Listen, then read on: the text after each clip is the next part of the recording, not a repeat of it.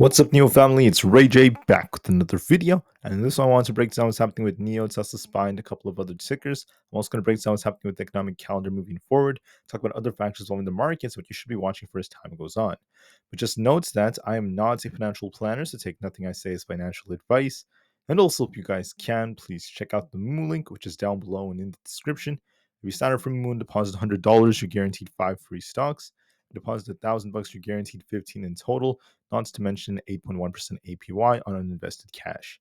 Anyways, as far as NIO goes, I just want to mention that right now we're holding it very, very nicely going to CPI. We're going to be expecting a very big move tomorrow for the markets. Now, if we end up losing 5.26, we're looking for a dip back down to this 5.01 area. If we break past 5.57, we could be looking for a push for not just 5.8, but also the $6 area. And that gives us a lot of potential for that upside move. Now, when you start to, if you start to zoom out of the chart just like this, what you'll see is that we have a nice double bottom like structure that's been developing, and we are looking bullish. Overall, the structure is bullish. CPI could launch this a little bit higher depending on how it goes. But I first want to talk about CPI first, and I'll break down the charts. Tomorrow is going to be Wednesday, September 11th, 2024. Please note that 1 hour before the market opens, we have the very important CPI and core CPI data releases coming out. It's very important to remember that much of the data will most likely be decent, in my opinion, because the last pieces of data were quite good. CPI on the core side, month over month, was at 0.2% last time. We're expecting something very similar. So that should be fine. So core month over month should be fine. Year over year, core should also be fine, as we're expecting 3.2%, the same thing as before. Then month over month, we're expecting 0.2%. Same as before. So these three should be fine.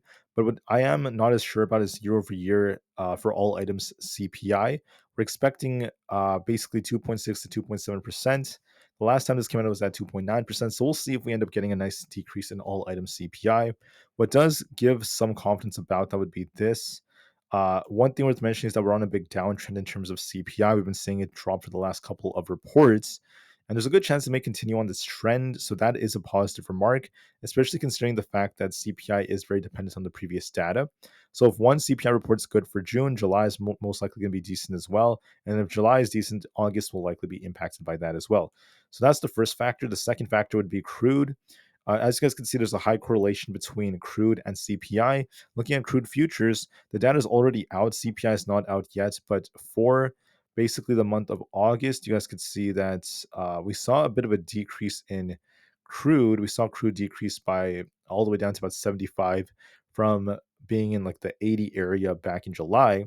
So this decrease in crude suggests that all items CPI, because of energy decreasing, is going to likely go down as well. So that's a good sign that the numbers should be going down. That doesn't guarantee it's going to be aligned with expectations, but they should be decreasing, and that does increase the odds of that. The market's still at fear, but I think we're getting closer to neutral as we're seeing buyers stepping in. I think that the market momentum is about to hit neutral as we start to get bought back up. And the puts and call option ratios at fear. People are continuing to buy shorts. They're shorting the market ahead of CPI. Could we see a big shift? We'll be watching to see if that ends up being the case. And the VIX is starting to dip a little bit. It could get closer to its 50 daily moving average. Now, CPI is very important because it's going to be impacting our very important Fed data. So the market thinks there's a 69% chance we get a 25 basis point cut and about a 31% chance we get a 50 basis point cut. We'll see which one it is. So watch this very, very carefully. On top of this, I just want to mention that as far as NIO goes, we're looking at new agreements right now for their charging services, which is a good piece of news. So Cherry and NIO are once again working together to improve their charging capabilities. Now, JP Morgan gave NIO an overweight rating, which is a good piece of news. The price-price ratio is bouncing as NIO is gaining some strength relative to the market. Historically, I'm not really too worried about this historical data because CPI is going to be very special. It's a big anomaly. But volume is slowing down. For NIOs, we're only at 58 million in volume. We'll see if we get good volume tomorrow after CPI comes out. So we'll see how NIO ends up holding up at these ranges. We're going to be looking at this support around this 5.25 area. If that breaks, we start dipping closer to 5. If we break past 5.6, we're looking for 5.8 plus. We're completely range bound, so give this the time we need, and we'll see how things end up going. So that's going to be very, very key for us. But on top of this, I just want to say that SPY is looking more bullish, at least from a technical standpoint. We're favoring that we want to push up towards 550. If that breaks, we're looking for 553, then 556. If we're bearish after CPI, we want to see it basically lose 547. If that fails us, we're going down to 545, then eventually 543. So overall, we look more bullish from a technical standpoint. We do favor the upside, but we'll see if CPI leads to that. For ES, we also look more bullish, but it depends if we can break past 5,500. If we break that, we're looking for 5,525, then eventually much higher levels. If we lose 5,480, we could be dipping, but this has more upside potential, so give it the time it needs. For Nvda, we have a nice inverse head and shoulders like structure. If we start breaking past 110, we're looking for 112 and 115. If we end up losing 108, we're looking for 104 as our next main support. With this inverse head and shoulders, this does technically favor upside, but we'll see if we break past this key level or not. Overall, it depends on CPI. Nonetheless, we look bullish. For Bitcoin, we look more bullish. I think we might be trying to test these highs up here towards this 58,500 area, followed by 59,000 at the 200 EMA. If favors upside, we'll see if we end up losing 56,000 to turn bearish. Otherwise, we favor upside for a more bullish move. For others out there, I just want to mention that we also have, just to double check, others like Tesla. Tesla looks very bullish right now, especially on the 4-hour, leading the market up. It looks to me like it's going to be testing 228 to 230 very, very soon and establish a nice continuation higher. So I see potential in this to push higher for that 228 to 230 targets. If we end up losing 222, however, and we get a hot CPI, we'll be looking for a move back down to 215. But technically speaking, it looks more bullish. NQ looks more bullish. We're trying to push up higher. If we lose 18,750, we could be dipping. Otherwise, we're going to likely push up towards 19,000. For the QQQ, we look more bullish. If we manage to hold above 457, we're looking for a push for 463. So it looks more bullish unless we end up losing support. And we'll see what happens with CPI's release. That's going to be the bigger factor. Apple, if we end up losing 219, we're going to be dipping to 217. If we break past 221, we're looking for 222.8. We'll be watching to see which way we break, but as of right now, we favor upside. For others out there, like I'm going to go back down to like the IWM. If we lose 206, we're bearish on the IWM. If we hold above 208, we're going to be favoring 210 and 212. I'm thinking this might try to bounce to at least 210, so we'll see if that ends up being the case. But I see potential in this. Coinbase is trying to push up for basically this 160 target. If that breaks, we're looking for 164. Looks a bit more bullish to me. Amazon's looking a little bit more bullish. If we break past 180, we're looking for a bigger pump all the way up towards resistance. If we lose 170, if we dip back down, but this is favoring upside.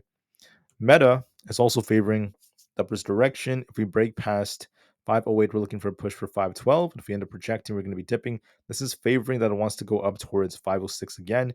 Otherwise, it's just range bound. Microsoft, of all things, looks a little bit more bullish. If we were to lose 408, we turn bearish, but as of right now, it's favoring a push back up to about 420.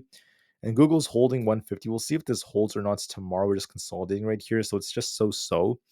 But if we do hold above this tomorrow, we could be looking for 154. If not, we dip down to at least 148 or 145. So we favor upside. So nonetheless, the market is looking bullish. Most stocks are looking bullish, especially Tesla and Google and the others. But just to be safe, it depends on what the CPI data looks like. NIO's on a big uptrend right now. Will we get a launch up to resistance at 5.6 or higher? Will we push up to 5.8 or will we get a big dump? It depends on CPI. As of right now, with volume slowing, I wouldn't be surprised if NIO dips a little bit before it continues higher. So I think we're going to be a little bit range bound for now. But if we get a good CPI that could launch us higher, that's going to be the thing that trumps these technicals that shows some sideways price action coming to NIO. So we'll see how things go. With that being said, I want to thank you all so much for listening. Make this video nice, short, sweet, and simple. Get ready for CPI for tomorrow. Just know that NIO's looking more bullish overall. We might consolidate for a bit before we try to push up higher to get closer to 6, at least from a technical standpoint.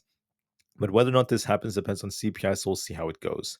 I thank you all so much for listening. Thank you for your attention. I'll see you guys very soon. Just not a couple of hours, but by tomorrow, I'll be reacting to CPI. Until then, have a great day and peace out.